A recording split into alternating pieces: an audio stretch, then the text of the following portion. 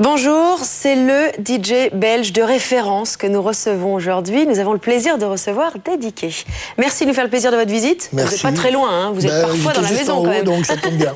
Voilà. Bon, on a une petite tradition avant de commencer cette émission et de parler de la grosse actualité. Quelques confidences. Et une en particulier, j'aimerais qu'on lève le voile enfin sur cette collection de baskets que vous avez quelque part chez vous. Exact. Un nombre déjà, un chiffre. Exact. Un chiffre.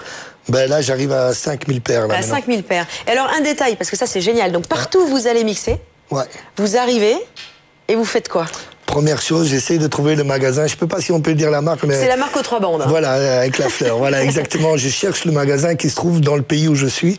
Et je vais directement en premier lieu. Avant d'aller manger, avant d'aller faire le soundcheck, je vais dans ce magasin voir la paire qui me manque. Alors ça, c'est une chose. Mais alors, non seulement vous trouvez le magasin, vous trouvez la paire, mais vous en achetez 3 paires. Voilà, exactement. Une pour mettre maintenant, une pour mettre plus tard quand elle sera plus d'actualité, et puis une pour garder en tant que collection. Voilà. Incroyable, 5000 paires. Et ça fait combien d'années maintenant? Oh, ça fait depuis 82 que je collectionne. Ouais. Donc, ça fait pas mal de paires. Hein. Et ben voilà, félicitations. En tout cas. Merci. Et vous les mettez où chez vous? J'ai une pièce aussi grande qu'ici, qui est aménagée. Je sais plus marcher tellement qu'il y a des baskets, quoi. Donc, et vous savez plus ce que vous avez. Je sais même plus. Parfois, je redécouvre des paires. Je me dis, waouh, j'ai encore celle-là, c'est cool. Et alors, je la mets, quoi. Donc voilà. Allez, on parle de votre actualité. The Mix, c'est chez Universal. Alors, il y a 30 titres. C'est rentré très fort dans l'ultra top, hein, c'était au top des ventes pendant plusieurs semaines. C'est quoi aujourd'hui, 5e aujourd'hui à peu près? Non, on est toujours, on était numéro 1 pendant 4 semaines, on est numéro 2 maintenant, et disque d'or. Voilà. Est-ce que c'est pas une évidence quand on prépare un album comme celui-là, une compile comme celle-là? Est-ce que c'est pas évident que ça va cartonner? Ben non, c'est pas gagné d'avance parce que aujourd'hui les gens achètent très peu de CD, téléchargent plus qu'ils n'achètent, et donc on est super surpris par l'accueil et par l'enthousiasme des gens qui ont voulu vraiment s'approprier le CD. Donc qu'est-ce qui fait son succès? Je sais pas. Un peu de talent? Non, mais peut-être que les titres choisis correspondent à ce que les gens attendaient. Et puis voilà, beaucoup de gens connaissent ma manière de mixer, ma manière de scratcher, de remixer les chansons. Donc ils avaient peut-être envie d'entendre ça chez eux à la maison ou dans leur voiture. Voilà. Oui, c'est ça. On peut dire aussi que c'est un peu la récolte de tout ce que vous avez semé depuis toutes ces années.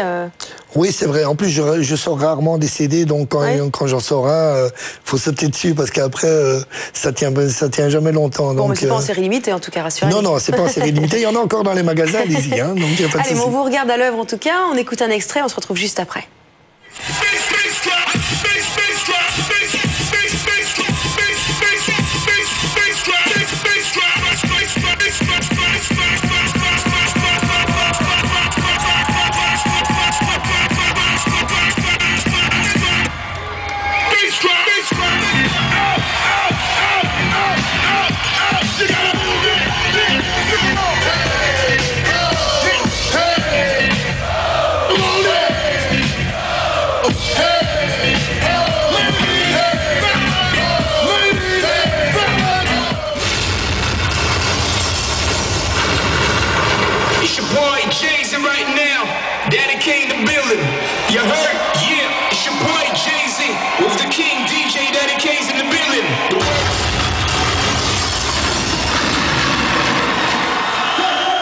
Alors c'est bien qu'on voit des images en même temps de vous sur scène parce que vous travaillez à l'ancienne. Vous êtes encore cette race de DJ qui se donne à fond.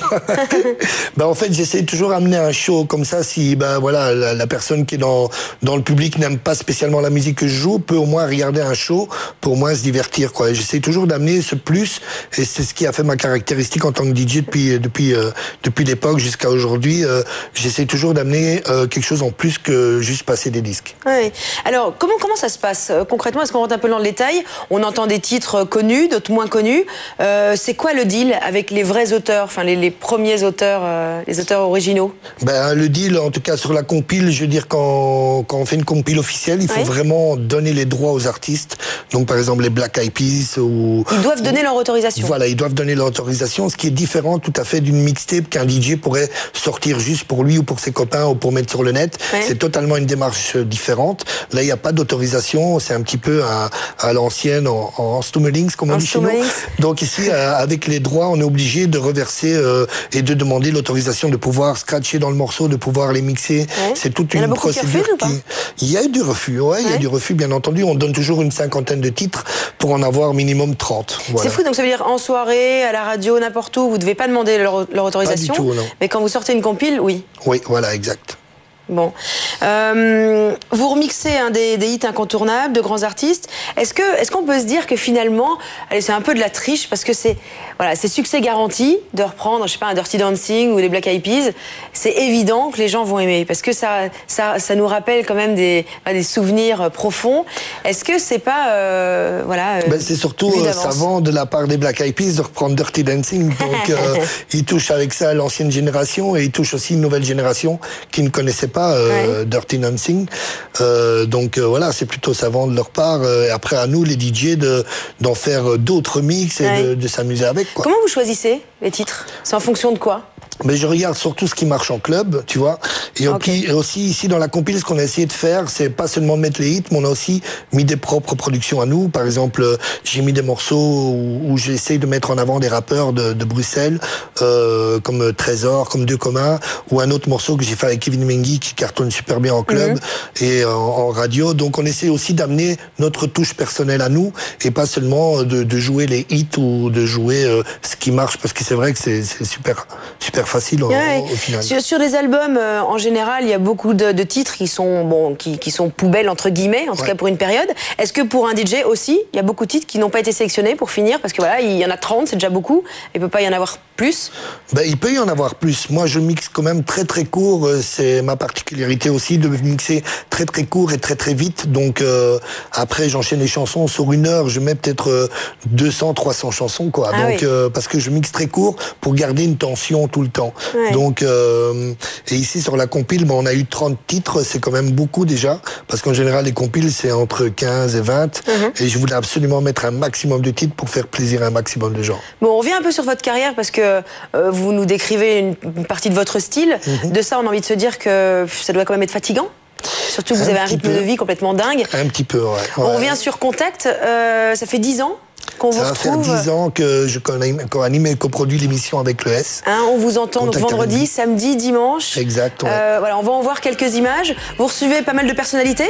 Oui, on a reçu pas mal de personnalités. Du coup, c'est quoi? C'est des copains que vous appelez? Voilà, tu peux passer à mon émission, ce serait sympa. Exact. Il y en avait déjà pas mal que je connaissais vu les soirées que j'ai rencontrées, tout ça. Donc après, quand on leur dit, on a une émission de radio qui en même temps, est l'émission numéro 1 en Belgique. Donc ça donne directement envie aux artistes de venir. Et puis après, des liens secrets. Et puis on a Rihanna, puis on a Beyoncé, puis on a 50 Cent. Incroyable. 25 ans de carrière.